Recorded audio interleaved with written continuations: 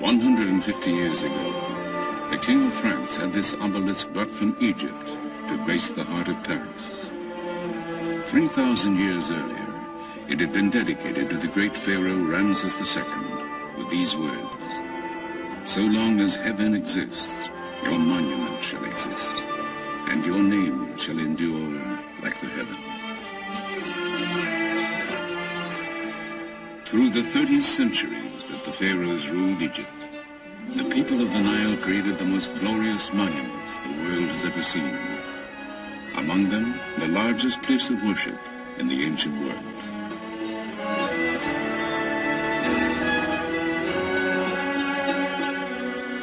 These miracles in stone were tributes to their gods and kings.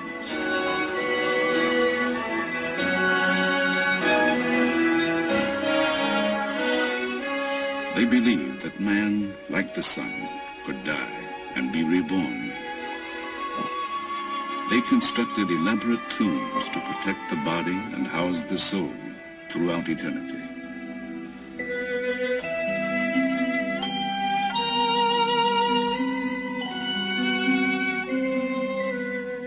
They created guides to the underworld, books of the dead to ensure immortality. And on their monuments, they left the testimony of their faith. These inscriptions are keys with which we unlock the secrets of ancient Egypt. Ladies and gentlemen, now we are in the temple of the Queen Hatshepsut. And as they have since the days of Herodotus, Antony, and Cleopatra, thousands journey here to see these wonders. Going down to the Green Valley for the holy visit of Amun-Ra to the goddess Hathor once a year for 15 days. But today, having endured for 50 centuries, these seemingly imperishable structures are threatened. Their fate may be determined in our lifetime. So, people of science, soul, and conscience travel here from all over the globe to save the priceless monuments, to decipher the meaning of the messages before they disappear forever. This is the story of the land of Egypt and the quest for eternity.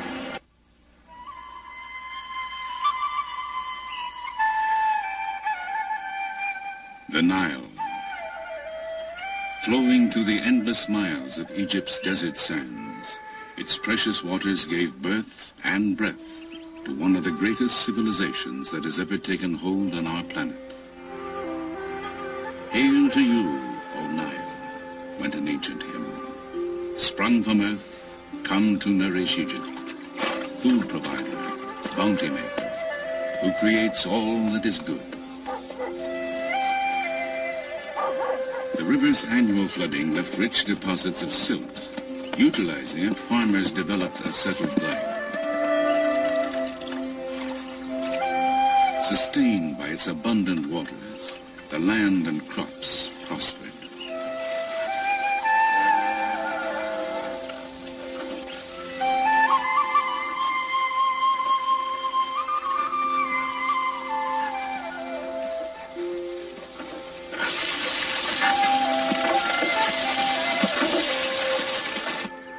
Even mud from the Nile's banks provided the people with material for everything from clay pots to the bricks with which they built their homes.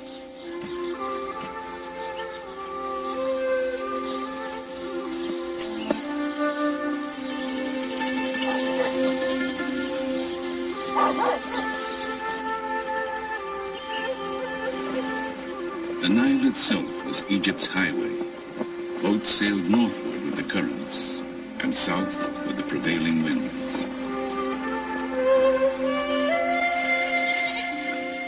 To predict the time when the river would overflow, the ancients developed a calendar. Our own evolved from it. Along the extended oasis of the Nile Valley, a way of life emerged that still endures today, virtually unchanged from the furthest reaches of recorded time.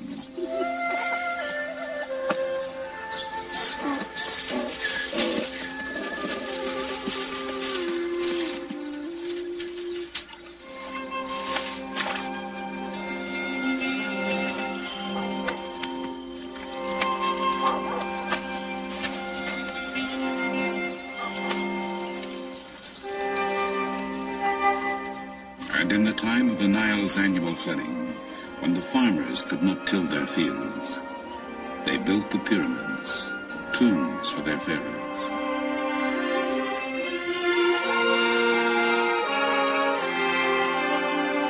All that remains of the seven wonders of the ancient world, they were stairways to heaven, for to all Egyptians, their religion promised an afterlife. The largest monument ever constructed, the Great Pyramid, contains more than 2 million immense limestone blocks, each weighing over 2 tons. 100,000 men toiled for 20 years without wheel, horse, or iron tools to create it, that their pharaoh might join the sun god and live in eternity. This dedication to gods and kings was to sustain the Egypt of the pharaohs for 3,000 years.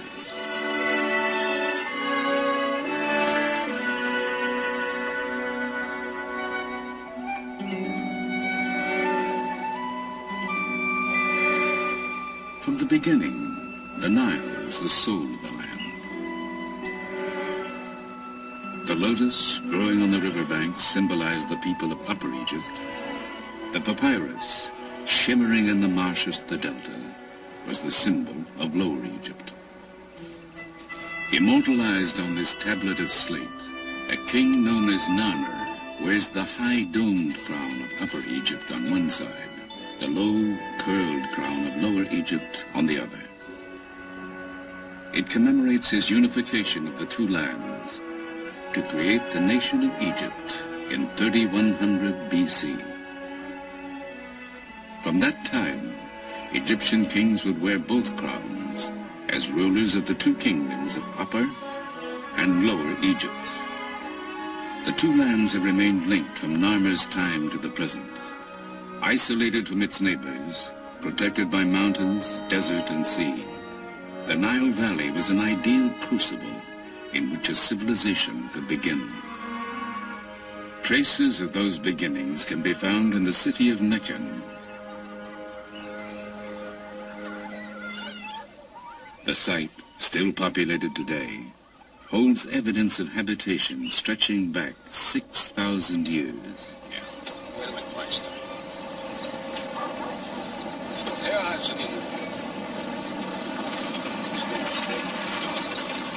Since 1967, Dr. Walter Fairservice of Vassar College and the American Museum of Natural History has been excavating here in his continuing search for the roots of civilization. It was here, just 90 years ago, that the Narmer tablet was discovered. It was here, 50 centuries before, that King Narmer established the capital of the newly unified nation. Here we have the walls of a princely complex that belonged to a king who lived here 5,000 years ago at the very beginning of Egypt's unification. He was a great king, a powerful monarch. And we know from the size of the rooms and the way things are located that he was a very rich man, a very wealthy person. We know he has storerooms full of grain. We know that he had perhaps a great hoard of copper and many other things of that order. And yet, oddly enough, this powerful monarch, he left the place. He abandoned it.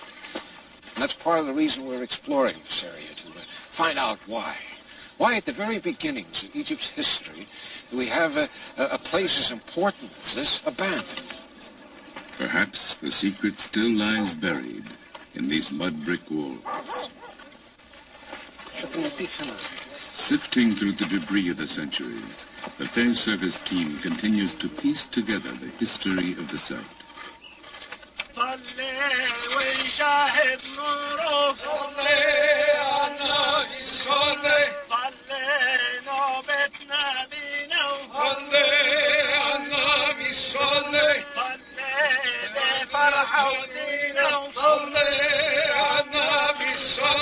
Many threads bind Egyptian prehistory and history, but none is stronger than the belief in immortality. But this one is interesting because equipped with objects necessary for the afterlife, These bodies were buried before the first pharaoh built his palace here. Right here, if I can pull this up just a little bit, hairpins found at the roof of the skull. Made of some quill-like, or ivory, I guess. Perhaps ivory. Perhaps ivory, yeah. Put that back there. In this capital, religion, tradition, and political power fused. Foundations were laid on which the longest lasting of all ancient civilizations would rise.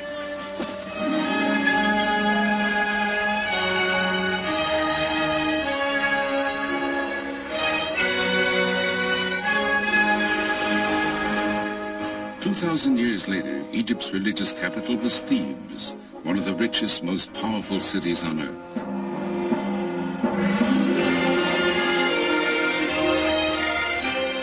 At its heart was the temple of Amun at Karnak, the largest place of worship in the ancient world.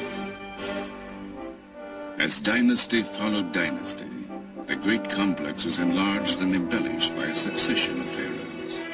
Tutankhamun, whose fabulous tomb treasures dazzled the world. A female pharaoh, Hatshepsut, called the first great woman in history. The heretic Akhenaten, first believer in one god. And Ramses II, the greatest builder of all time.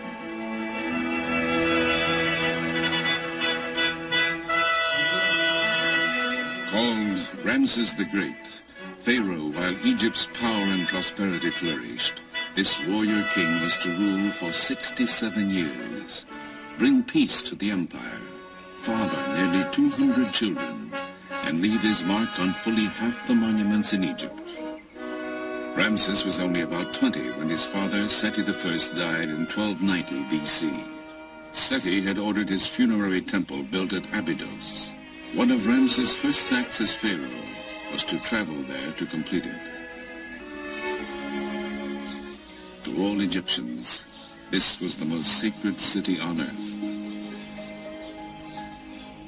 Here, drawn by some mystical identification with Abydos and the long-dead pharaoh, an extraordinary woman known as Seti was to come 3,000 years later.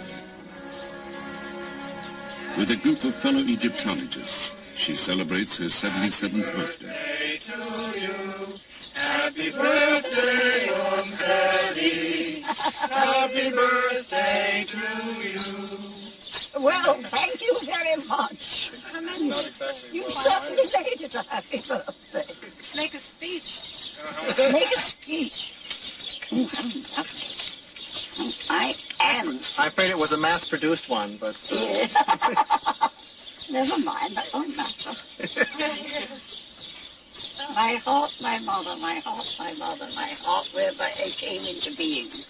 Do not stand up and witness against me at the judgment. I think that's the text. It should be. You got it. Oh, thank you very much. To Seti at her 77th, on her way to 110. Thank you. Let us drink to our dear old friend Ramses II. Born Dorothy Eady in England, she says something called her here from the time she was a child. She came here 50 years ago, married an Egyptian, and had a son whom she named Seti. From then on, she was known as Seti, which means Mother of Seti. She has devoted the last 30 years of her life to the study of Seti I's temple and become an expert on him and Ramses II. Ramses tells that he came to Abydos alone, you see, in the first year of his reign after his father was dead. And he found that the decoration of this temple was incomplete. In the inscription he says that I ordered the work of my father to be completed, and all the works which my father had started and were still incomplete, I had them finished. And then he goes on as if he's speaking to the soul of his father, you see, and telling him that all that Seti had wanted to do and died before completing, and all his plans and ambitions, Ramses would complete it. And he said, so long as I am ruling, it will be as though you are still on the throne. He was a nice fellow, and he was a very good son. When Seti came here for the Egyptian Department of Antiquities, the temple was in ruins. Its reconstruction became her passion. They confronted me with a pile of fragments of inscribed stone. There were over 2,000. Some were very small, some were very big. My job was to copy the inscriptions on them, catalogue them, and where possible, fit them together.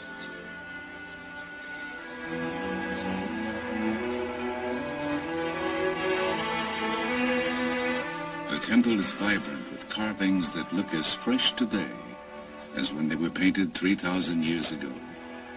Its walls tell the first known story of resurrection. Osiris, a mythical ruler, was killed and dismembered by his brother. His wife, the goddess Isis, found the scattered pieces of his body, bound them together, and Osiris arose from the dead. Their son, the falcon-headed god Horus, was to grow to manhood and avenge his father. Anubis, jackal-headed god of embalming, was sent by the sun god to help Osiris live eternally.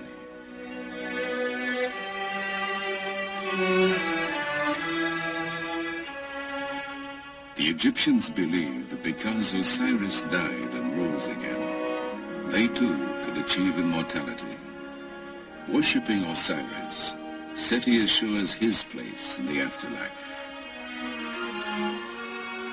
Offering incense, the pharaoh worships before the bark of the sun god, Amun-Re.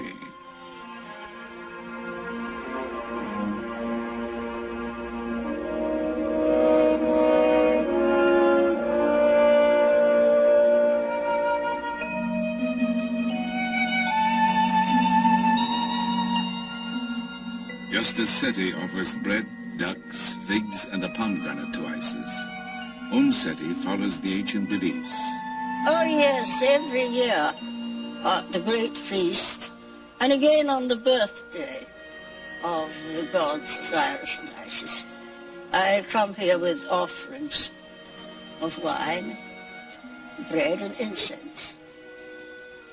Oh, I love coming here. It's the place I really do feel at home.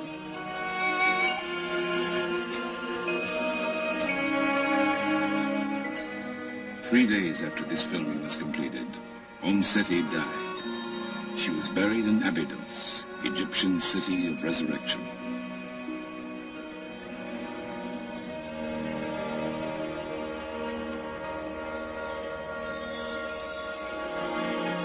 In the time of Ramses, the most powerful deity of the living was the sun god, Amun-Re. He was patron of the city of Thebes, located on the Nile between the first capital, Nekhen, and Abydos. On the east bank, where the sun rises, were temples dedicated to the sun god, Karnak and Luxor. On the west bank, where the sun buries itself each day, was a complex of tombs where royalty was buried, the Valley of the Kings and the Valley of the Queens.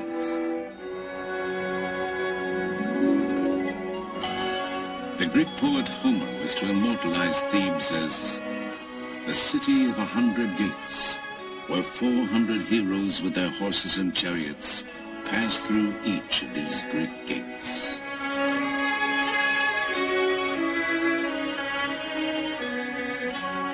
While Ramses reigned, Thebes was splendid. He ordered beautiful additions made to Luxor Temple, gigantic statues, obelisks, and courts dedicated to the glory of Amun-Re.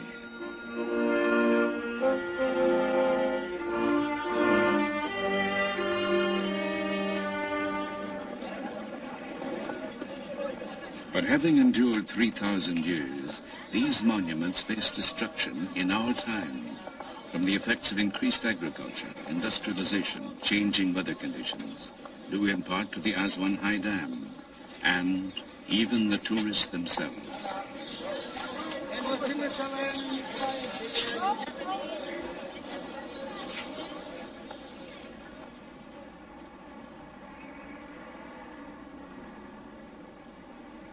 In 1924, in response to the impending crisis, the Oriental Institute at the University of Chicago established a permanent headquarters in Egypt. Called Chicago House, it was founded by Dr. James Henry Breasted, father of American Egyptology, who envisioned making a record of all the endangered monuments of ancient Egypt. Today, Chicago House is under the direction of Dr. Lanny Bell. The scholars of Chicago House have undertaken a monumental labor called the Epigraphic Survey.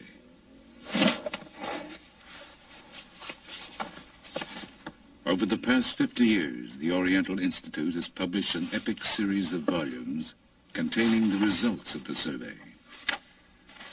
Utilizing an ingenious combination of photography and draftsmanship, the Chicago House Egyptologists create facsimile drawings of the monument's carved and painted surfaces, the only record that will remain when the hieroglyphs and decorations have disappeared forever from the temples.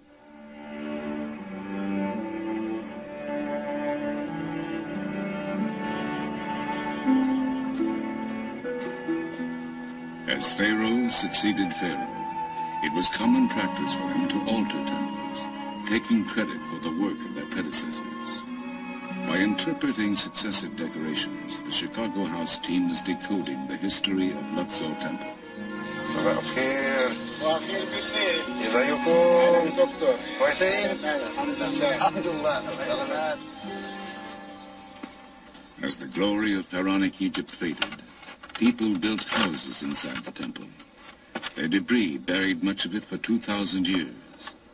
When excavation started 100 years ago, the stone walls were suddenly exposed to the air. Since then, salts leaching out of the stone combine with moisture in the air, creating crystals that slough off, taking the images with them. The salt on the walls makes our work urgent. The reliefs are being dissolved, so that within a period of 200 years, the temple will still stand, but all of the decorated surface will have flaked off. When they are gone, we want there to be a record as accurate as humanly possible of the decoration, so that scholars will be able to consult our drawings and be sure that the reliability is such that any questions they have about the decoration will be answered in our volumes.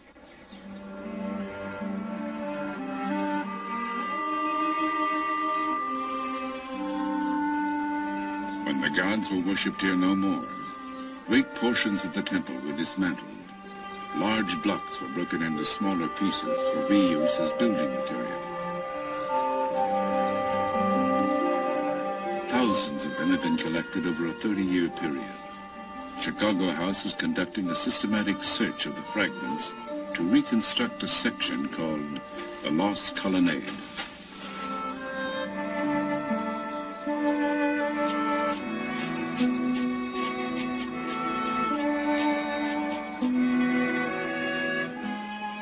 Finding a fragment that may fit, artist Ray Johnson makes notations, and the block is carefully photographed.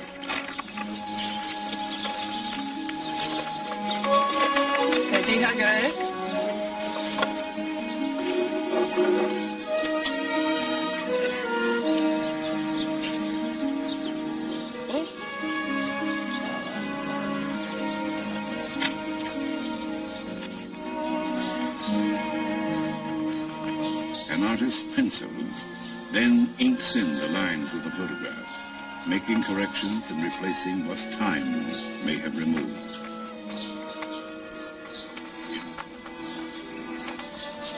Then the artist fits the photograph into his rendering of the wall. Only the areas within the inked lines have actually been found.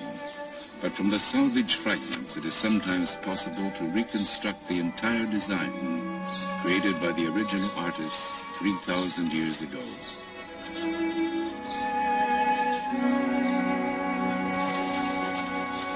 You support me going up. On those exciting and rare occasions, when a fragment that fits onto a standing wall is found, it is replaced. More to the left. Toward me? To the left. So, piece by piece, the ancient temple of Amun-Re rises again.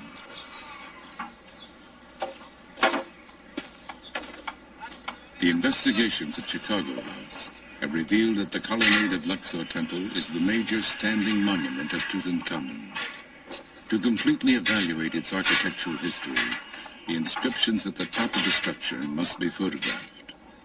Ladders reaching 5 stories high have been assembled.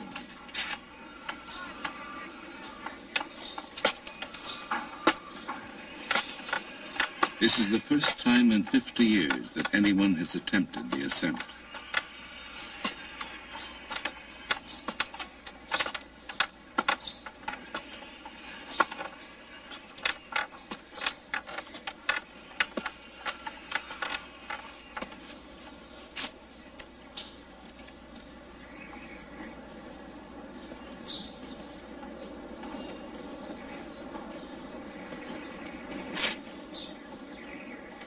On the 70-foot-high columns, Dr. Bell studies the techniques used by the artisans of antiquity.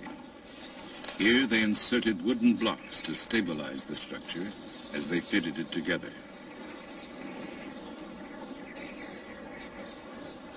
A roof once covered the colonnade, but it fell or was removed sometime before 1600 AD. Fragments of it found on the temple floor have been identified.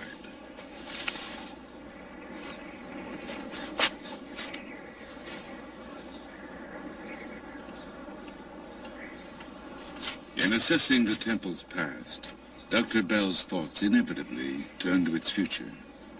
Paradoxically, the vibrations caused by the endless footsteps of the tourists who visit each year, even the carbon dioxide they exhale, are eroding the irreplaceable treasures they come to enjoy.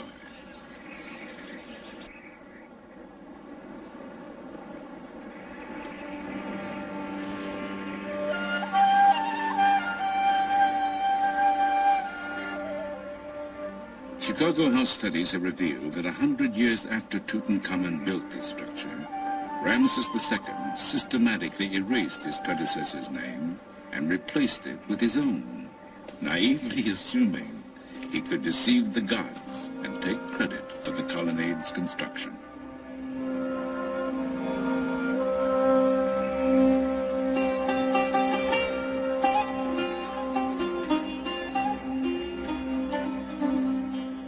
Ramses also added to the majesty of Luxor Temple.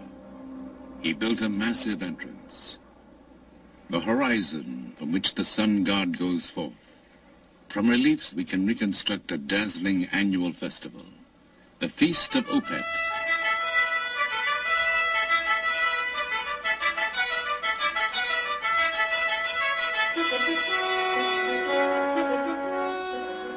With the Nile in full flood, the golden statue of the god Amun-Re has been brought to Luxor from Karnak in his boat shrine.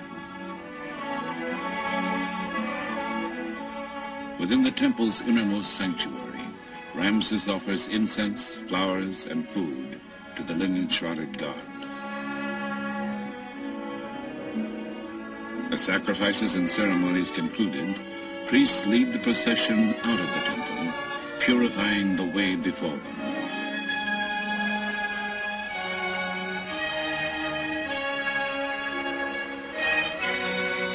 Thousands of citizens crowd the waterfront to see musicians, Nubian dancers, soldiers, and priestesses accompany the procession along the Nile.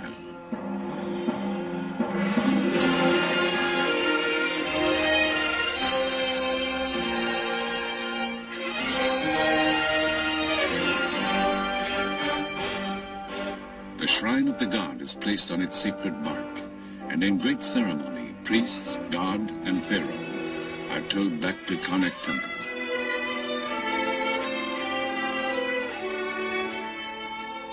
Ramses' favorite queen, Nefertari, and the royal princesses greet the procession as it arrives.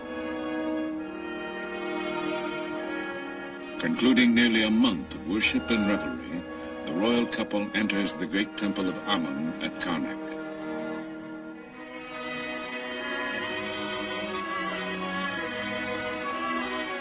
Within the sacred precincts of the temple, the shrine carrying the golden statue of the god is hidden from public view until the next year.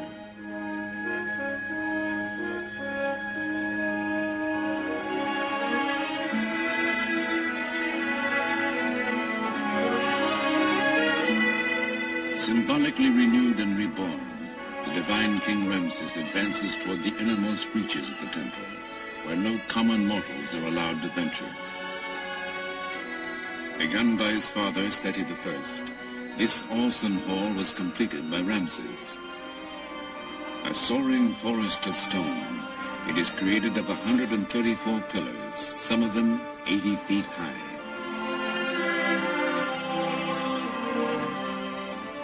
Ceilings and columns are ornamented with Ramses cartouches, magical ropes that surround the king's name to protect him from evil. In the hieroglyphs of his name is the message, "It is Re, the sun god, who bore him." From the sun god, the pharaohs drew their right to rule, their divinity, their legitimacy, and crowns. So they constructed this mighty city of God. 100 pharaohs enlarged and embellished it over a period of 2,000 years, a creation that did not cease until the Christian era, that has resumed as modern archaeologists restore this timeless testimony of faith.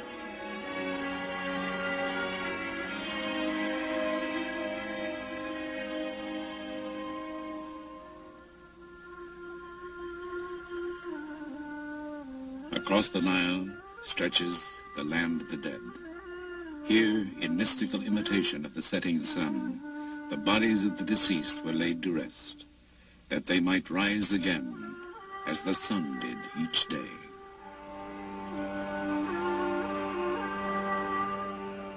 Cut into the heart of the mountain, the Theban necropolis is a vast labyrinth of tombs.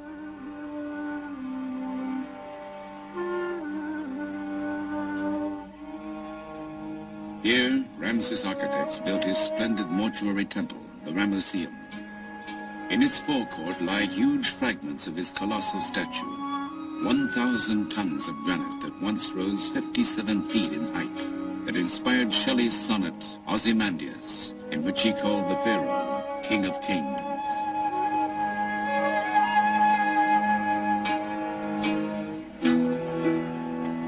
When Ramses died in 1224 BC, the Ramesseum was magnificent.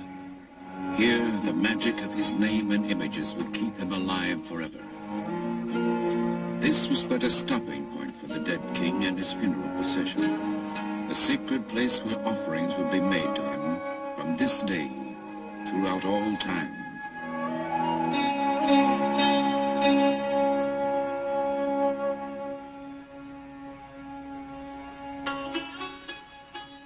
Though mourners wept, they knew that if properly provided for, one could live forever. So they carried with them everything the dead might need for the voyage through eternity. For a king, there would be boats in which he could sail endlessly on the Nile.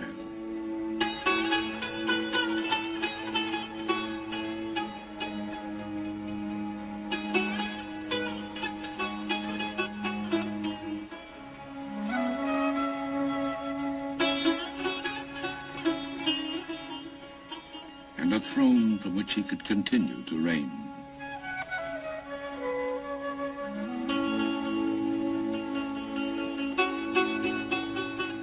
Even magical figures will be provided to do his bidding in the afterlife.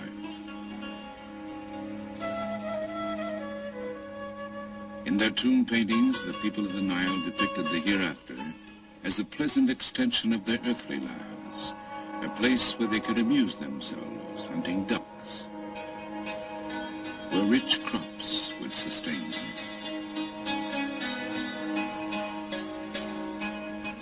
The deceased carried with them books of the dead.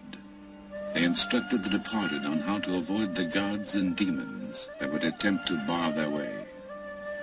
Her body painted with stars, a goddess of the sky stretches over a reclining god who represents the earth. Between them, a winged form of the sun god sails through the netherworld.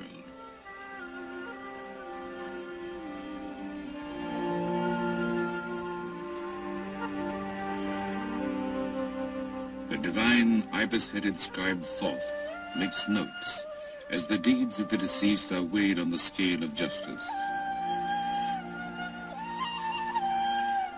In an address to the gods, the departed will assert his innocence.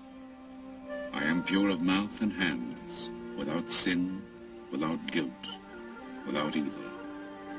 Those who were judged to be without sin could join Osiris to dwell in the happy land of the setting sun. But most important, there must be a body to which the soul could return. Anubis, god of embalming, prepares the body for the life to come. So Ramses' mummy would have gone to his tomb after a priest pronounced over it, "You will live again, forever."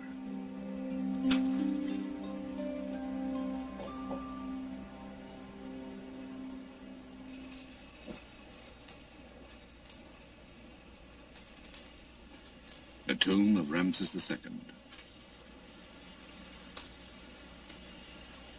In a state of dangerous disrepair, its access is forbidden to almost everyone.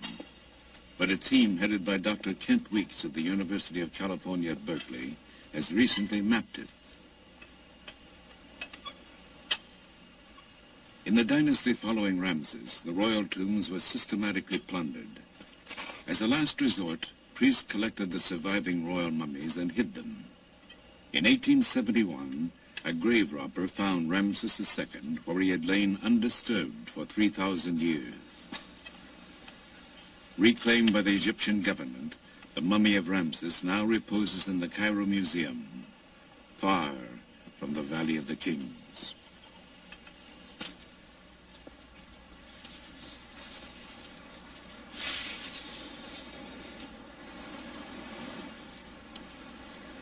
This is the West Valley. It's part of the ancient necropolis of Thebes, about 9 square miles of some of the most important archaeological monuments anywhere in the world.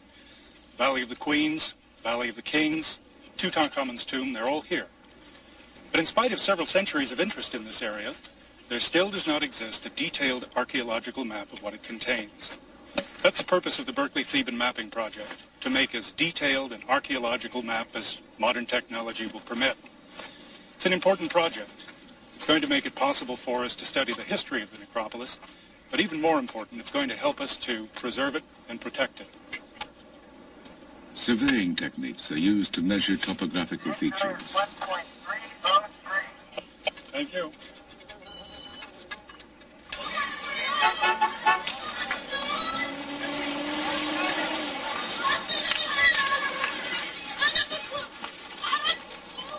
At headquarters in a village below the necropolis, the team reviews its findings. Okay. Can you see Q2 there above the temple at Deir Medina? Aerial photographs are used to plan tomb mapping for the next day in the Valley of the Queens. Right above the temple? Yeah, right there. Okay, that's the first point we'll occupy tomorrow morning. When surface measurements are combined with plans of the tombs, they will create new and revolutionary three-dimensional maps. These will make it easier to find correlations between the geography and the locations of the known tombs, and perhaps enable scientists to find tombs still undiscovered. Let's drop everything here, Dave, and then we can send it on down. Why don't you and Johnny go on down? We'll start passing stuff to you. Dave, why don't you choose what we have to take down, and we'll leave the rest up here. I'll get the lantern. Not you.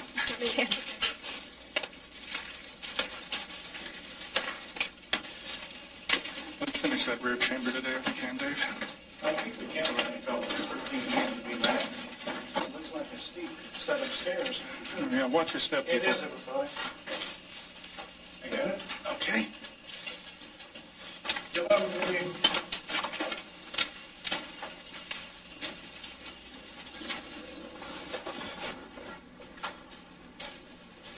Standard surveying techniques are used to obtain the dimensions of each chamber.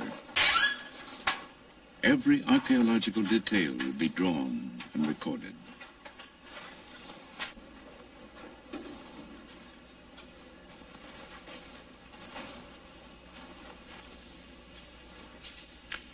I think that's about it, Kat. Did you get those problems in the back chamber? It was customary to place the tombs of royal children in the Valley of the Queens. This is the tomb of a young prince, son of Ramses III. Here, the pharaoh himself offers incense to the gods on the boy's behalf.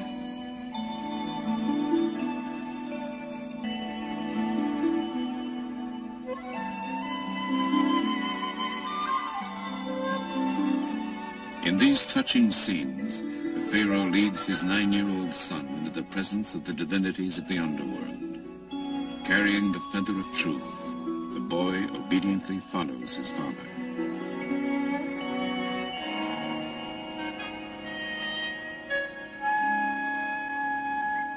طيب يوسف عايزين نشوف المقبرة دلوقتي؟ كويس.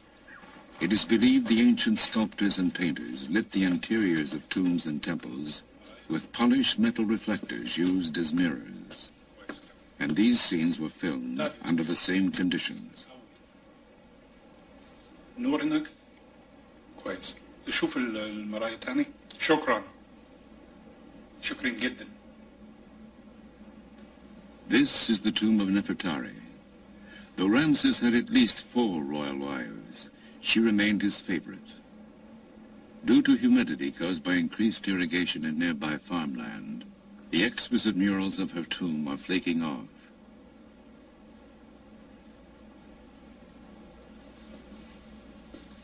Unless scientists can halt the deterioration, these may be the last moments of what was imagined as the endless ages in which Nefertari would live on these walls. This was the woman with whom Ramses believed he would go through eternity, to whom these words were written. The princess, rich in grace, lady of affection, sweet with love, mistress of the 2 lands, songstress of the beautiful countenance, greatest in the harem of the lord of the palace. All that you say will be done for you. Everything beautiful according to your wish.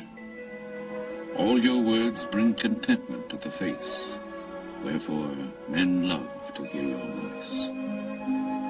These tributes speak to us of love and hope, a people and a civilization that soared brilliantly and then was eclipsed.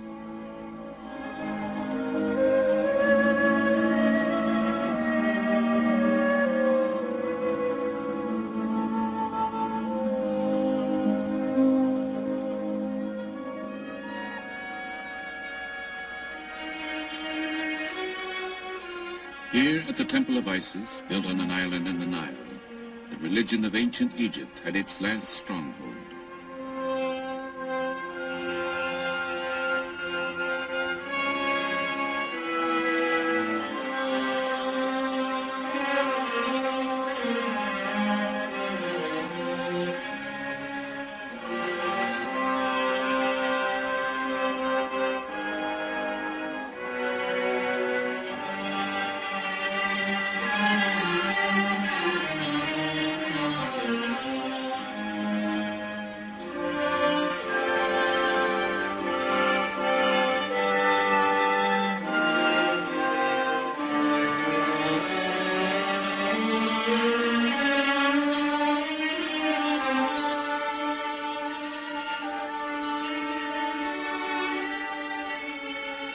After 332 BC, the Greek Ptolemies would reign as the last dynasty of pharaohs.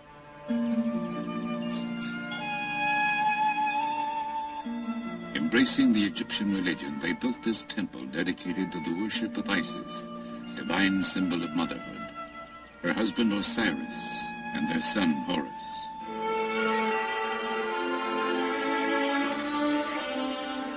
Their stories are told and retold on the temple walls. But the story of another holy family was to sweep over Egypt. The carvings, now considered pagan, were chiseled away. Christianity became the state religion, and in the 6th century, this temple became a Christian church.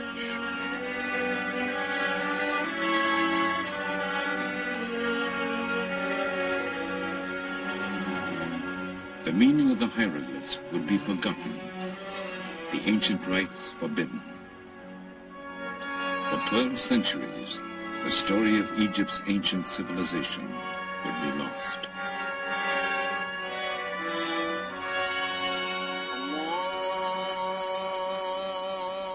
In 640, Islam and the teachings of Muhammad swept over the country.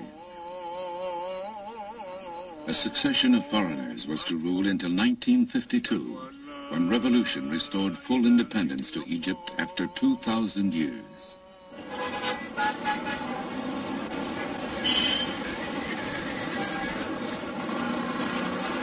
Cairo is the African continent's largest city. Vexed by 20th century problems of explosive growth, pollution, economic and political difficulties, Cairo, like Egypt itself, survives through the resilience, humor, and vigor of its people.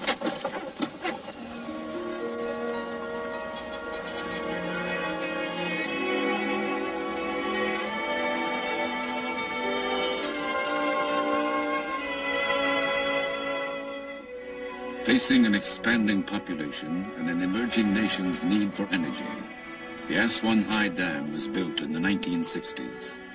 With 17 times the material contained in the Great Pyramid, the dam is a monument to the new nationalism and what some would call the 20th century religion, technology.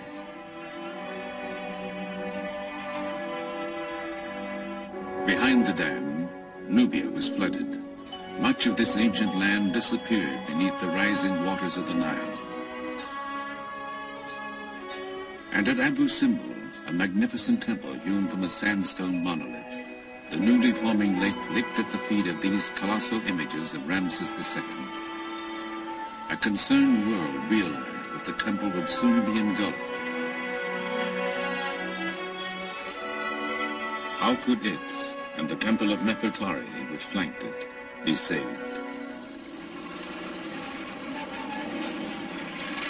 At the 11th hour, with funding from Egypt, the United States, and UNESCO, an international team swung into action, racing the rising Nile. Slab by slab, in cuts no more than 1/4 of an inch thick, the temple was dismantled. The work continued night and day as workmen cut 190 feet down through the cliff.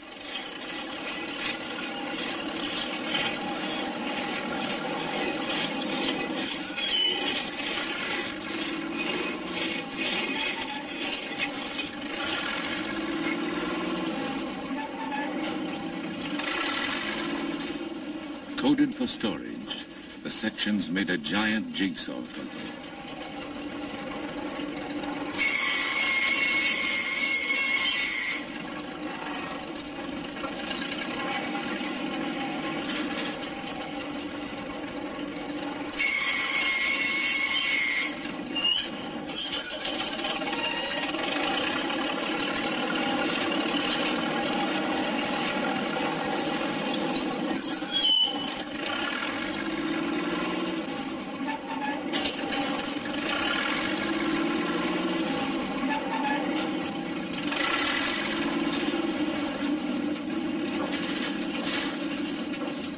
Moved up 200 feet beyond the reach of the Nile, the temple was reassembled.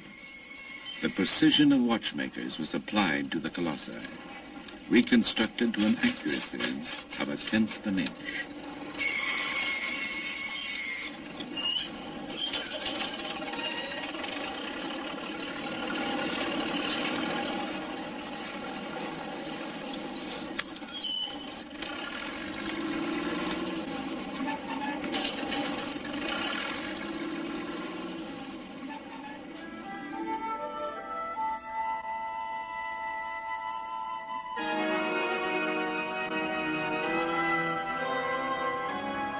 Ramses' temple was designed by ancient priest astronomers so that the sun would penetrate deep within to bless the figure of the pharaoh on the jubilee that celebrated 30 years of his reign.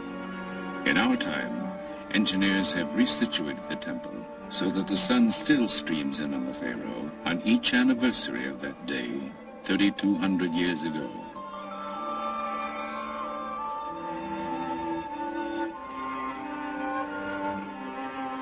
Gilding the statue of the king seated among the gods, the sun god Re bathes the figures in sacred light.